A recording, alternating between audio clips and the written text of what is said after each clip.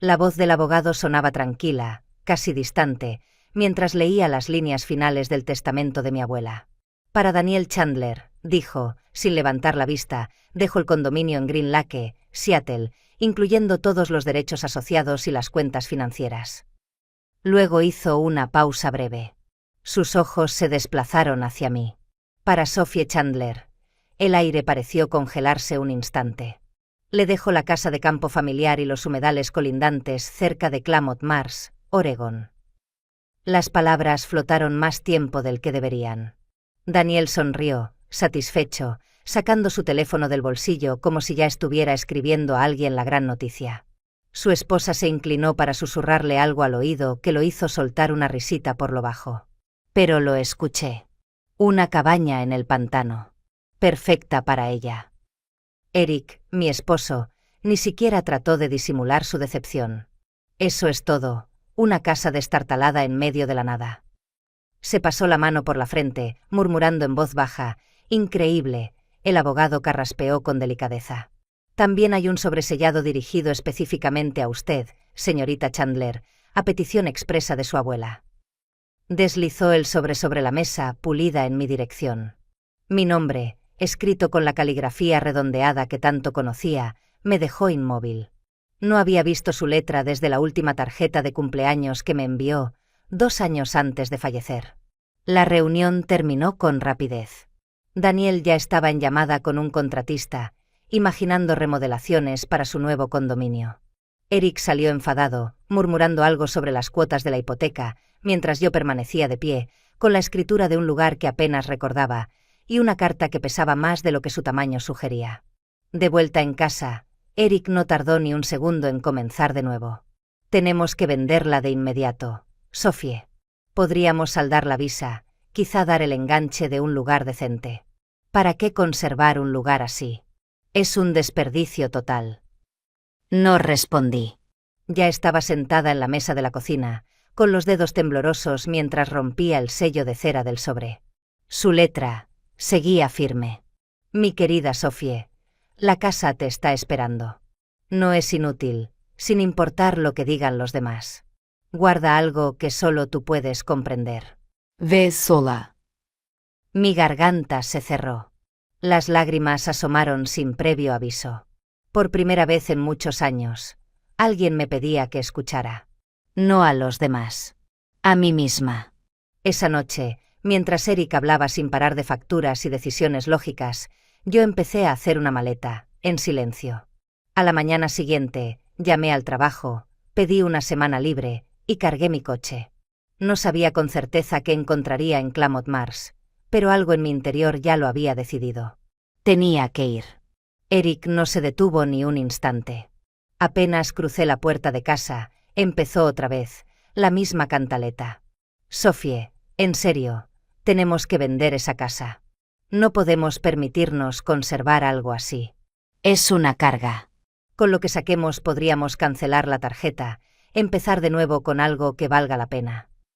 Paseaba por la sala, hablando solo, con los brazos cruzados y el ceño fruncido. Yo ya no lo escuchaba. El sobre seguía en mis manos, intacto. Lo apoyé con cuidado sobre la mesa de la cocina, lo observé un instante más y luego deslicé los dedos bajo el sello de cera, partiéndolo con lentitud. El papel crujió al desplegarse. Y ahí estaba su letra. La misma que adornaba las notas que me dejaba en los libros cuando era niña, la que usaba para firmar las tarjetas de Navidad, la que había creído perdida para siempre. Las primeras palabras me hicieron contener la respiración. «Mi querida Sophie, la casa te está esperando. No es inútil, sin importar lo que digan los demás. Guarda algo que solo tú puedes comprender. Ve sola. Quédate una noche. Escucha. Y sabrás por qué te la dejé a ti». Me llevé la mano al pecho. Su voz, que creía olvidada, parecía susurrarme desde el papel.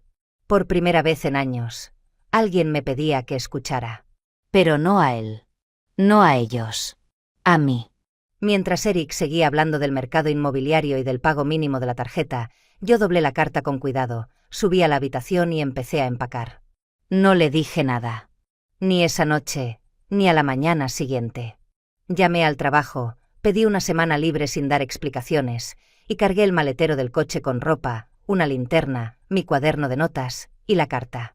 La dejé en el asiento del copiloto, junto a mí. El cielo estaba cubierto de nubes grises cuando partí. Portland apenas comenzaba a despertar. Las calles vacías reflejaban el brillo de los faroles aún encendidos. Manejé en silencio, sin música, sin noticias. Solo el rumor del motor y el pulso constante en mis oídos. Cuando crucé el puente, miré por el espejo retrovisor. La silueta de la ciudad brillaba a lo lejos, hecha de acero y cristal, reflejando la luz pálida de la mañana. Y de pronto, desapareció. Como si la ciudad entera se desdibujara detrás de mí, tragada por el horizonte. Lo único que quedó fue la carretera abierta, y un cielo inmensamente ancho. No sabía qué iba a encontrar en Klamath Mars. La casa, seguramente en ruinas. Un lugar lleno de silencio y polvo. Y sin embargo, había algo más. Una sensación que no lograba nombrar. Como si las palabras de mi abuela hubieran abierto una puerta antigua, dentro de mí. Como si lo que realmente me esperaba no fuera un lugar, sino una parte de mí que había olvidado cómo se sentía estar viva. Seguí conduciendo, con la carta en el asiento y un nudo en la garganta que no me abandonaba. Mientras más al sur avanzaba, más cambiaba el aire. Había algo diferente en él, más liviano, más fresco, con ese olor a cedro húmedo y a algo dulce que no lograba identificar del todo, como si los árboles exhalaran memoria. Las grandes autopistas fueron dando paso a caminos de doble sentido, bordeados por pinos altísimos que se entrelazaban sobre mí como si tejieran un arco verde. El cielo, antes gris, se despejaba por tramos, dejando ver retazos de azul intenso. Y con cada milla, el silencio crecía. Un silencio sin bocinas, sin sirenas, sin pasos apresurados. Solo el viento entre las ramas, y el murmullo de algo antiguo que se agazapaba en los bordes del paisaje. La señal GPS desapareció de golpe a unas 10 millas del destino. La pantalla del celular quedó congelada, girando en blanco. Por suerte, había impreso un viejo mapa la noche anterior, más por instinto que por planificación. Lo desplegué sobre el asiento, lo aseguré con el termo de café y comencé a guiarme como en los viejos tiempos. El asfalto dio paso a gravilla. Las ruedas crujieron al girar sobre el camino estrecho que cruzaba entre juncos y charcas abiertas. El sol comenzaba a descender, tiñendo de dorado las aguas estancadas que brillaban como espejos rotos. Las cañas altas se mecían al ritmo de un viento que parecía cantar algo que no comprendía. Y entonces la vi. La casa se alzaba al final del sendero, solitaria, casi vencida por el tiempo. Pintura desconchada. El porche hundido hacia un lado. Las contraventanas colgaban torcidas, como párpados cansados. Pero no estaba vacía. No se sentía abandonada. Tenía una presencia, una firmeza silenciosa. Como si me estuviera esperando. Apreté el volante. No me había dado cuenta de que había dejado de respirar. Bajé la ventanilla y el olor me golpeó de lleno. Tierra mojada, madera envejecida y un leve toque a manzana. Tragué saliva. ¿Eres Sophie? La voz me hizo girar bruscamente. Al otro lado de la cerca, una mujer delgada, de cabello gris recogido con una pinza de plástico, me observaba con una mezcla de curiosidad y ternura. Su chaqueta de lana parecía tejida a mano y sus ojos, aunque cansados, eran agudos como cuchillas. Soy Marjorie Hayes. Tu abuela y yo fuimos vecinas por más de 40 años. Asentí, forzando una sonrisa. ¿La conocía bien? Mejor que la mayoría, dijo, suavizando la mirada. Siempre dijo que la casa volvería a encontrarte. Supongo que tenía razón. Volví a mirar la fachada destartalada. El marco de la puerta parecía inclinarse hacia mí, como si murmurara algo que aún no alcanzaba a entender. Sentí un escalofrío. Dijo que estaba esperando, susurré casi sin voz. Marjorie asintió despacio, con una sonrisa pequeña pero significativa. Eso hace. Pero solo para la persona correcta. Había algo en su tono que no era metáfora ni poesía. Era certeza. Como si acabara de darme la bienvenida a un relato que apenas comenzaba. Y del que no sabía ni el prólogo. Apreté con más fuerza el asa de mi bolso. Crucé el portón que crujió al abrirse. Subí al porche. Los tablones gemían bajo mis pies, pero no cedieron. Metí la mano en el bolsillo de mi abrigo y saqué la llave. Entró en la cerradura sin resistencia, como si hubiera sido usada el día anterior. Cuando la puerta se abrió, el olor a manzanas y miel me detuvo en seco. Me detuve en el umbral, los dedos aún apoyados en el marco de la puerta, como si necesitara aferrarme a algo antes de cruzar. El olor era cálido, manzanas recién horneadas, miel derretida, una fragancia imposible para una casa que llevaba años cerrada. Cerré los ojos un segundo, dejando que el aroma me envolviera. No era nostalgia. Era presencia. Entré despacio.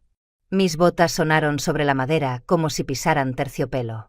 El sonido era suave, casi contenido, como si las paredes no quisieran resonar.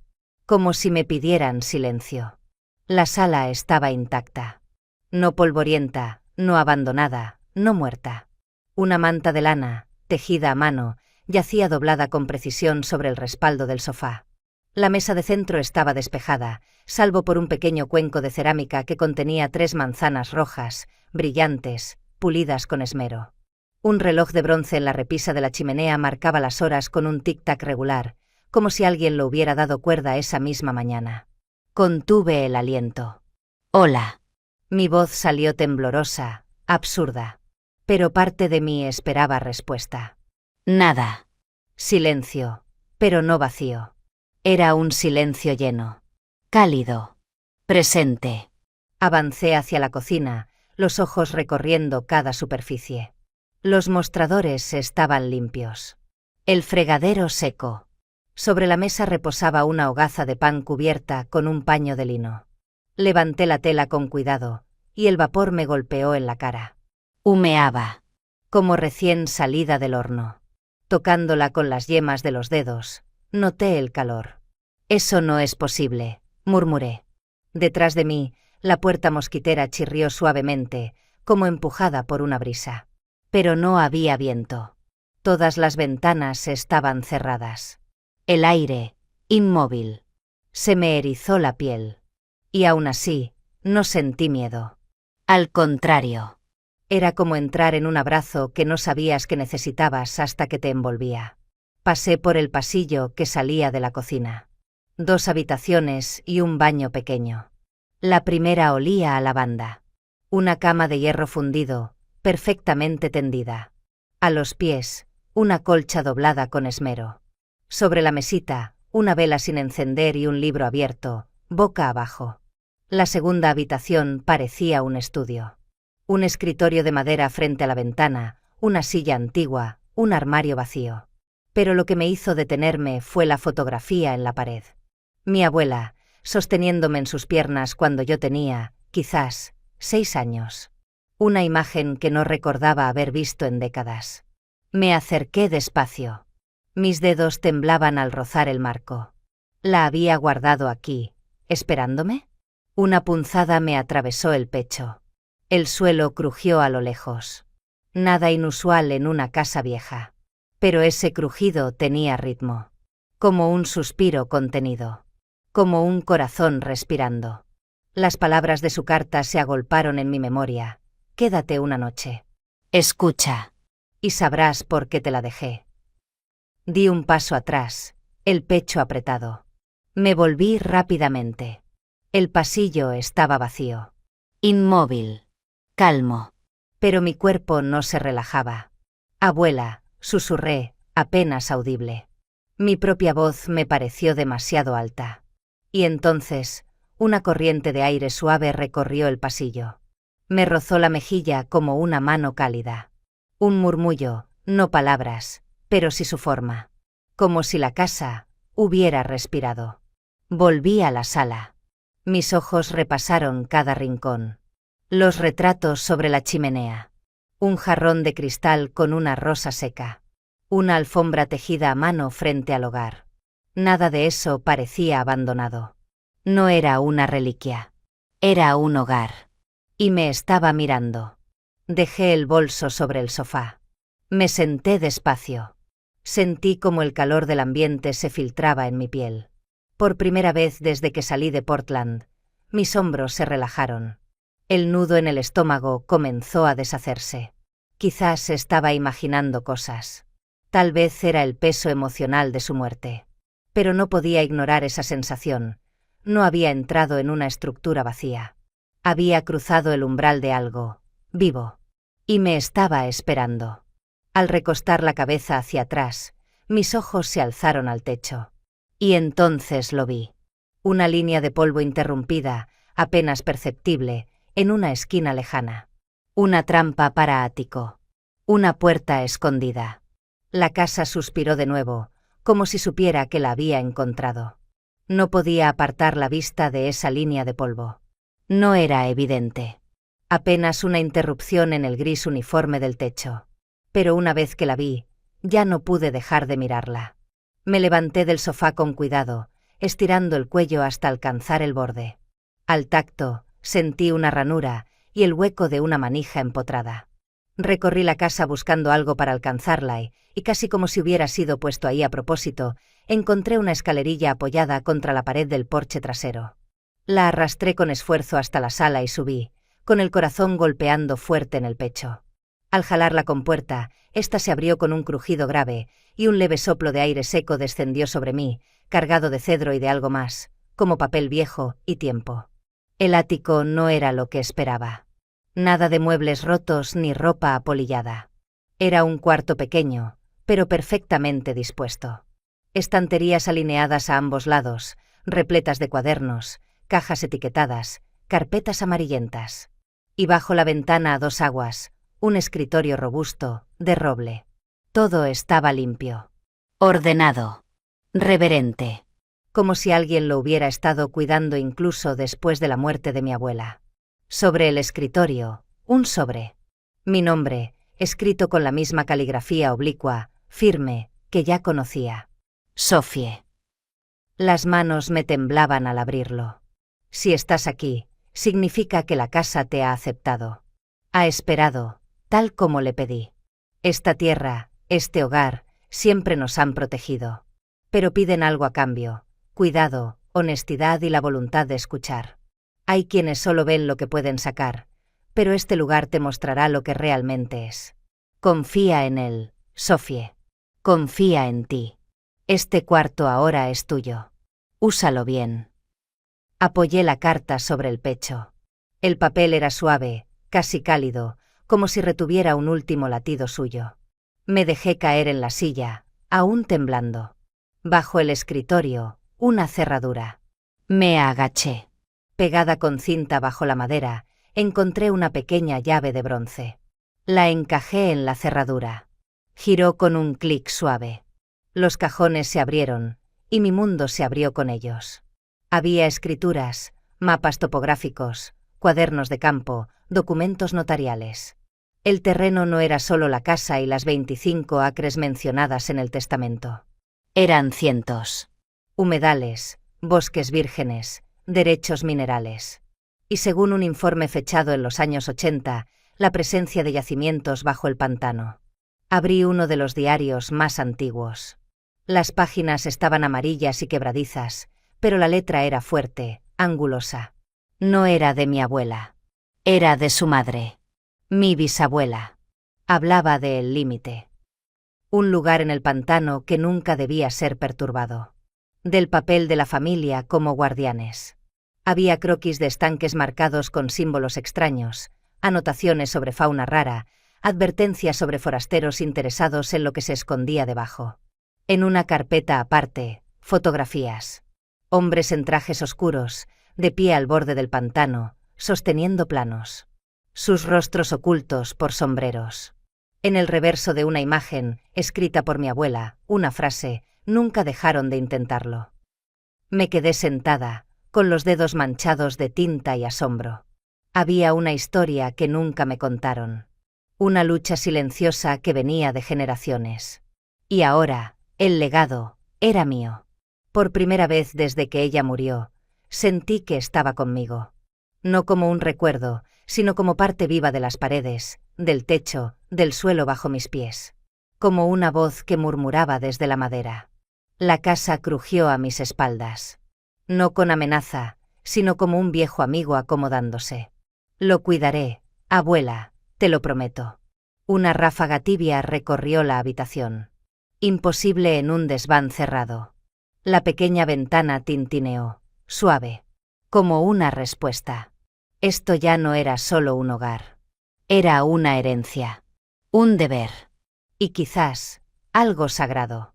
Estaba arrodillada en el jardín, con las manos cubiertas de tierra húmeda, cuando el celular vibró en el bolsillo trasero. Un número desconocido. Dudé unos segundos, me limpié los dedos en los jeans y contesté con la voz aún agitada por el esfuerzo. M. Chandler al habla. La voz al otro lado era suave, profesional, peligrosamente educada. Señorita Chandler, soy Víctor Hall. Represento a Cascade Resources. Antes que nada, permítame felicitarla por su reciente herencia. Entendemos que ha tomado posesión de la propiedad Chandler, cerca de Klamath Mars. Sentí que el aire se espesaba a mi alrededor. ¿Cómo obtuvo esa información? Una risita pulida, ensayada. Registros públicos, señorita. Mantenemos un ojo sobre ciertas oportunidades, únicas. Su terreno es una de ellas. Cascade está preparada para hacerle una oferta muy generosa, por encima del valor de mercado. Una cifra de 7 dígitos, para ser exactos. Mi respuesta fue inmediata. Sin vacilar. No está en venta. Silencio. Lo suficiente como para escuchar el zumbido tenue de una oficina en el fondo. Luego, su tono cambió. Aún cordial, pero con un filo apenas perceptible. Tal vez no me expresé con claridad. Hablamos de un monto que podría cambiarle la vida. Olvídese de las facturas. No tendría que preocuparse nunca más. Ya le dije que no, respondí, más firme. Su voz se enfrió. La cortesía era solo una máscara. Estas cosas suelen resolverse solas, de un modo u otro. Guarde mi tarjeta. Por si acaso. Clic, la llamada terminó. 2 días después, un SUV negro con vidrios polarizados se detuvo frente a mi entrada. Del bajó Víctor Hall, impecablemente vestido, el traje tan limpio que parecía rechazar la idea misma del polvo. Sonrisa justa. Demasiado medida. Señorita Chandler, saludó como si fuésemos viejos conocidos. ¿Podemos hablar? Me quedé en el porche, los brazos cruzados. Usted ya me llamó. Mi respuesta no ha cambiado. Sus ojos se desviaron hacia el pantano, como si calculara su extensión con la vista. Esta tierra es única. Tiene un potencial que ni imagina. Las compañías como la nuestra tienen los recursos para hacerla florecer, hacerla rentable. A veces, sostener algo así solo trae problemas. Fuera de mi propiedad. Durante un segundo, algo duro se encendió en su mirada. Pero volvió a cubrirlo con una sonrisa. Claro. Pero piénselo bien. El progreso no espera a nadie. Dejó su tarjeta clavada en la baranda del porche y se marchó sin otra palabra. Esa noche, la casa se sintió distinta. No amenazante, pero sí en alerta. Como un perro que levanta las orejas al oír un sonido lejano. Las contraventanas golpearon suavemente contra la fachada, aunque el aire estaba quieto. Cuando fui a revisar la puerta, la cerradura ya estaba echada, sola. Tranquila, susurré al silencio. No voy a vender. A la mañana siguiente, Luke apareció en su camioneta. Traía un rollo de alambre en la parte trasera. Se apoyó en la baranda, sin bajar del todo. Me dijeron que los de Cascade han estado rondando, dijo, sin rodeos. Asentí. Hal vino en persona. Me ofreció 7 cifras. Luke negó con la cabeza. Han estado detrás de esta tierra desde que tengo memoria. Tu abuela los mantuvo lejos, pero no se rinden fácil. Van a volver. Quizás con abogados. Quizás con topógrafos disfrazados de turistas. Y tenía razón. Esa misma tarde, vi a 2 hombres con chalecos reflectantes cerca del límite sur del terreno. Binoculares en mano, cuadernos de campo, fingiendo ser observadores de aves. Me acerqué. Cuando me vieron, murmuraron algo sobre senderos públicos y se fueron rápido, las botas dejando huellas profundas en el barro blando. Al caer la noche, El cobertizo del generador junto al pantano apareció con el candado roto. Herramientas esparcidas. Cerraduras forzadas. Llamé a Luke sin pensarlo. Llegó en 15 minutos, la escopeta al hombro, como si ya lo hubiera previsto. Así empiezan, dijo con voz baja. Intimidaciones pequeñas. Para que te canses. Para que vendas. Pero escúchame bien, no les des lo que quieren. Miré más allá de él, hacia el pantano. El aire parecía más espeso. Y entonces, por un momento, lo oí. Un susurro entre los juncos, casi humano, pero imposible de entender. La piel se me erizó. ¿Escuchaste eso? Luke frunció el ceño. ¿Qué cosa? Nada. Murmuré. Pero por dentro, ya lo sabía. La casa, la tierra, todo este lugar. Tampoco los quería aquí. Todo comenzó con un sobre blanco deslizado por debajo de la puerta, con el logo metálico de Cascade Resources brillando como una advertencia. Al abrirlo, mis dedos se tensaron. No era una oferta. Era un aviso legal. Estaban solicitando una orden de compra expedita, amparándose en una cláusula estatal para declarar los humedales como zona de interés estratégico de desarrollo. Mi estómago se encogió. Tomé el teléfono de inmediato. Luke, necesito que vengas. Él llegó 20 minutos después, la mandíbula apretada, los ojos oscuros como tormenta. Así es como trabajan, dijo mientras recorría con la vista la carta. Presionan hasta que cedes. Pero no saben con quién se metieron. ¿Tu abuela no dejó algo, algún documento, algo que les impida avanzar? Ven conmigo. Subimos al ático. Extendimos mapas, carpetas, diarios. Las manos de Luke se movían rápidas, repasando sellos, firmas, topografías. Y entonces lo vio. Un pliego viejo, sellado por la Oficina de Patrimonio del Estado. Una cláusula de conservación. Fechada décadas atrás. Clasificaba gran parte del terreno como tierra de valor ecológico irrenunciable. No se podía construir, ni explotar, ni alterar. Esto los frena en seco, dijo Luke, los ojos brillando por primera vez en días. No pueden poner ni una pala en el suelo. Doblamos los papeles con cuidado y nos dirigimos al pueblo, al despacho del abogado que había manejado la sucesión de mi abuela, Peter Grant. Un hombre delgado, de barba recortada y gafas siempre un poco torcidas. Revisó los documentos en silencio, página por página. Al final, sonrió, despacio. Esto es blindaje puro. Sophie, esta tierra no solo está protegida, está consagrada legalmente. Cascade no puede tocarla. Y si lo intentan, podemos destruirlos en tribunales. Volvimos a casa con el corazón latiendo distinto. No era alivio total, pero sí el inicio de algo más fuerte. Resistencia. 2 días después, Víctor Hall regresó.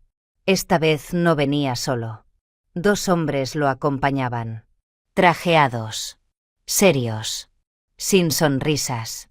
Subieron al porche como si aún creyeran tener el control. Hall tomó la palabra. Señorita Chandler.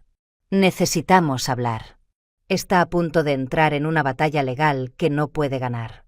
Piénselo bien. ¿Cuánto le costará esto?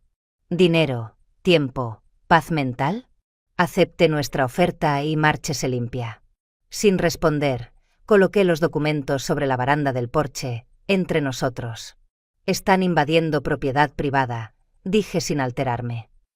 Y estos papeles significan que su batalla terminó antes de empezar.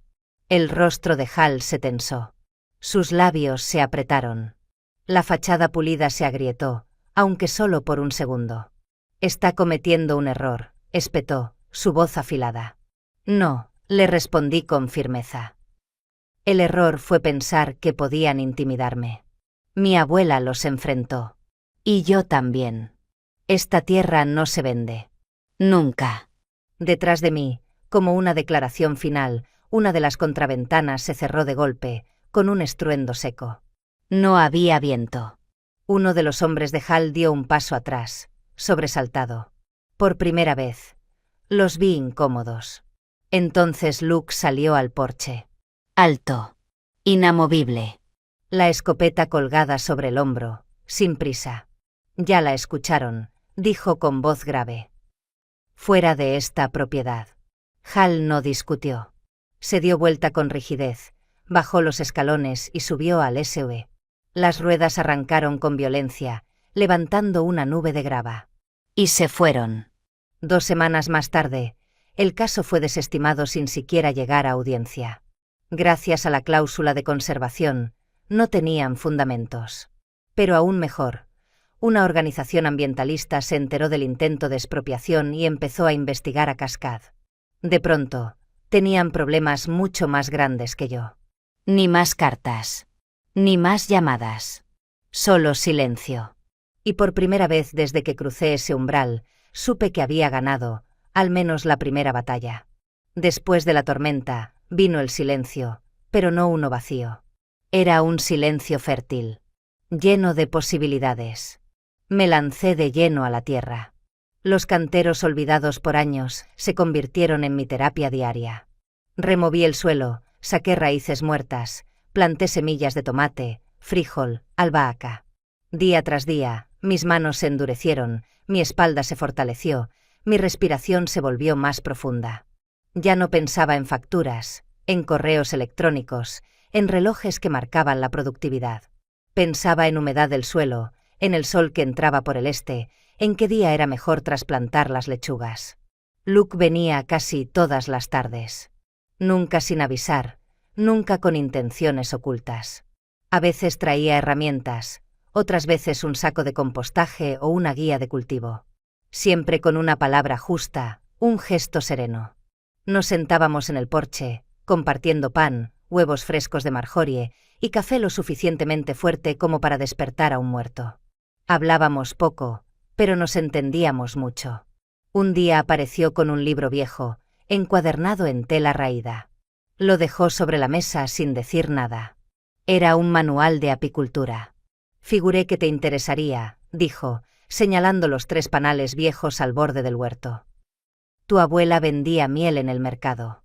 Decían que era la mejor de la región. Me arrodillé junto a uno de los panales. Escuché el zumbido tenue. Aún estaban activas. No muchas, pero no habían desaparecido. Todavía están aquí, murmuré. Solo necesitan algo de ayuda. Las abejas no se van cuando tienen un buen lugar. Igual que la gente. Y sonrió. Pequeño, tímido. Como si le costara, como si aún no supiera si tenía derecho. Poco a poco, los días tomaron ritmo. Comencé a ir al mercado local, como lo hacía mi abuela. Al principio con timidez. Llevaba frascos de miel que había encontrado almacenados en la despensa y canastas con los primeros vegetales del huerto. No esperaba vender mucho. Pero lo hice. Las personas me recordaban.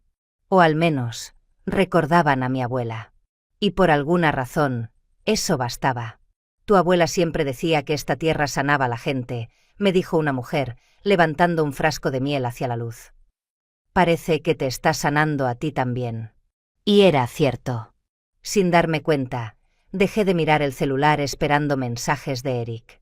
Dejé de revisar el correo temiendo papeles legales. Dejé de escuchar en mi cabeza la risa condescendiente de Daniel. Por primera vez, no me sentía perseguida. Ni juzgada. Ni diminuta. Me sentía libre. Una tarde, estábamos sentados en el porche. Luke y yo. Cada uno con una taza entre las manos. Frente a nosotros, el pantano brillaba con los últimos rayos del sol. Los sapos ya empezaban su canto nocturno. El cielo ardía en tonos naranjas y dorados. Has cambiado, dijo de pronto. Me giré hacia él. Sus ojos no eran inquisitivos. Eran afirmativos. ¿Para bien? Para mejor. Ahora pareces, tú, como si este lugar te hubiera estado esperando. Lo miré sin saber qué responder. Solo asentí. Luego me giré hacia la casa, que se recortaba a nuestras espaldas como una sombra familiar. Siento como si me hubiera elegido. Como si supiera que yo iba a volver. Luke no parpadeó. Es porque te eligió. Hay lugares que escogen a su gente. Esa noche, mientras me acurrucaba en la cama con la ventana entreabierta, las contraventanas se movieron suavemente, como un suspiro. Como un arrullo. Y por primera vez, creí que la casa me aprobaba. El teléfono sonó justo después del mediodía, mientras ordenaba frascos de miel sobre la repisa. Un número que no reconocí, pero algo en el código de área me hizo dudar. Contesté sin pensar demasiado, aún con las manos pegajosas de azúcar. Hola. La voz al otro lado era suave, untuosa, familiar. Sophie, soy yo. Eric. Me quedé en silencio. Podía escuchar cómo acomodaba su tono, como si ensayara simpatía. Escuché lo del terreno. Lo valioso que resultó ser.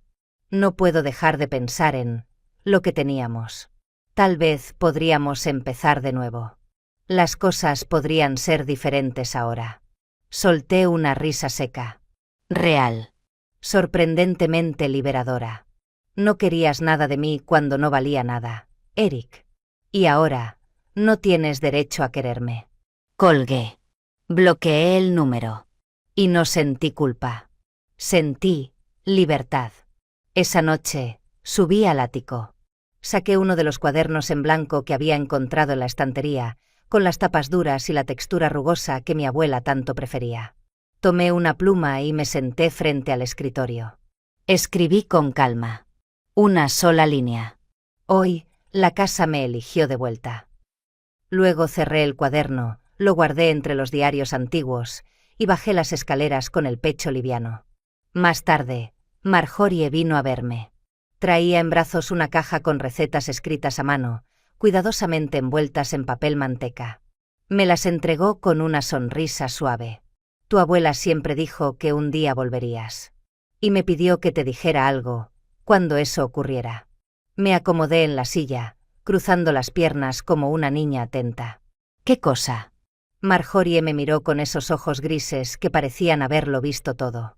Que no tengas miedo si la casa habla. Habla. No como tú y yo. Pero sí. En su forma. Me reí, incómoda. ¿Estás diciendo que está viva? Ella se encogió de hombros. Como si fuera lo más normal del mundo. Tal vez no como nosotras, pero sí, a su manera. No insistí. Y ella no explicó más. Esa noche, me acosté temprano. El aire estaba tibio. La ventana abierta dejaba pasar una brisa dulce, cargada de olor a manzana y madera. Cerré los ojos y escuché un chirrido suave en el pasillo. Luego el aroma envolvente del pan recién horneado, flotando sin origen. Mi cuerpo se relajó, como si alguien me arropase, como si los muros susurraran una canción de cuna muda. Buenas noches, abuela, gracias. Las contraventanas se movieron suavemente, aunque no había viento. No era fantasía. No era superstición. Era presencia. Era vínculo. Era pertenencia. Por primera vez desde que crucé ese umbral, no solo habitaba la casa me habitaba a mí. Y con cada crujido de la madera, con cada ráfaga que rozaba las cortinas, entendía un poco más. No estaba sola. Nunca lo había estado. Había heredado más que un terreno. Más que una estructura. Había heredado una historia y un destino. Era una tarde cálida, el tipo de tarde en la que el aire parece sostener el tiempo. Caminé hasta el borde del pantano, justo donde mi abuela solía quedarse quieta durante horas, con los pies descalzos sobre la tierra y los ojos fijos en el horizonte. Me quité las botas. Sentí la humedad entre los dedos, la raíz viva del barro abrazando mi piel. Frente a mí, los juncos se mecían con suavidad. El sol descendía lentamente, tiñendo el agua de tonos ámbar y cobre. Entonces los vi, las grullas alzando el vuelo desde la orilla opuesta, sus alas extendidas como velas blancas. Se elevaron en silencio, dibujando figuras en el cielo como si dejaran huellas invisibles que solo el corazón pudiera seguir. Cerré los ojos y respiré hondo. No me voy a ir, nunca, susurré. Una ráfaga atravesó los juncos en ese instante. No como una brisa común, sino como una respuesta. Como si la tierra escuchara. Volví caminando despacio. Subí al ático. Abrí de nuevo mi cuaderno. Y con mano firme, escribí: hoy, la casa me eligió de vuelta. No fue una frase poética. Fue verdad. Sentida. Profunda. Era mi forma de cerrar un ciclo y abrir otro. Esa noche, Luke llegó con 2 tazas de café humeante. Nos sentamos en los escalones del porche, como tantas veces, sin necesidad de palabras. El cielo estaba estrellado, pero aún quedaba un resplandor tenue sobre el pantano. Las luciérnagas empezaban a encenderse, pequeñas pulsaciones de luz en la oscuridad creciente. Después de un rato, él habló. ¿Y ahora qué? Me giré hacia él. Su rostro era el mismo de siempre, sereno, sin pretensiones, pero con esa calma que solo tienen quienes han resistido tormentas. Ahora, empiezo de nuevo. Pero esta vez, de verdad. Luke asintió. No preguntó más. Detrás de nosotros, la casa crujió levemente. Una exhalación suave, como si suspirara. Como si aprobara. Y entendí que nunca había sido una cabaña abandonada. Nunca fue un pantano olvidado. Era un hogar con memoria. Una tierra con voz. Y ahora, con guardiana. Las semanas siguientes fluyeron como un río tranquilo. Cada día tenía sentido. Cada momento estaba lleno, incluso en su quietud. Planté un jardín de hierbas aromáticas en el mismo sitio donde mi abuela solía hacerlo. Lavanda, romero, menta. El aire se impregnó de su aroma. Restauramos los panales, y a finales del verano, extrajimos los primeros frascos de miel. Dorada, espesa, con un sabor que no podía describirse, como si llevara el alma del pantano en cada gota. La casa también cambió. Las contraventanas ya no crujían con miedo, sino que se balanceaban suavemente cuando salía al porche. Algunas noches, al quedarme trabajando hasta tarde, las luces se encendían solas en habitaciones que no había tocado. Al principio me sobresaltaba. Luego, simplemente sonreía. Gracias, abuela, decía en voz baja. Y el aire se templaba, como si ella respondiera. Luke se volvió una presencia constante. No invadía. Solo estaba. Y su estar bastaba. Nos entendíamos en la pausa, en el silencio compartido, en las manos que sostenían la misma tierra. Una noche, mientras mirábamos las luciérnagas danzar en el campo, él dijo: tu abuela decía que este lugar tenía magia. No de la que viene con varitas, sino de la que te transforma, si te dejas. Miré el pantano, resplandeciente bajo la luna. Y supe que tenía razón. Un mes después de que Cascade desapareciera, fui al mercado con la camioneta cargada de miel y ramos de hierbas frescas. La gente me saludó con sonrisas cálidas, como si siempre hubiera estado allí. Marjorie me abrazó y dijo: tu abuela estaría orgullosa. Creo que estaría feliz de que por fin estás en casa. Y por primera vez en años, yo también lo creí. Esa tarde, volví al mismo punto del pantano. Las grullas levantaron vuelo una vez más. Me quedo, abuela. No voy a ningún lado, murmuré. El viento pasó entre los juncos. Suave. Deliberado. Como una promesa. Esa noche, antes de dormir, abrí mi cuaderno una vez más. Hoy, la casa me eligió de vuelta. Y cuando cerré las tapas, las contraventanas crujieron con ternura y una calidez imposible me envolvió los hombros. Ya no estaba sobreviviendo. Estaba viviendo. Respirando. Perteneciendo.